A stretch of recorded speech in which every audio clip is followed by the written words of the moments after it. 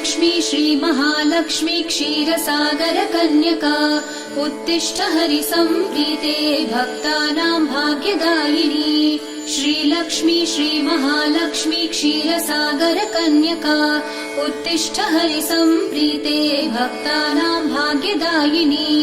उत्तिष्ठोत्तिष्ठ श्रीलक्ष्मी विष्णुवक्षस्थलालये उत्तिष्ठ करुणापूर्णे लोकानां शुभदायिनी। उत्तिष्ठोत्तिष्ठ श्रीलक्ष्मी विष्णुवक्षस्थलालये उत्तिष्ठ करुणापूर्णे लोकानां शुभदायिनी।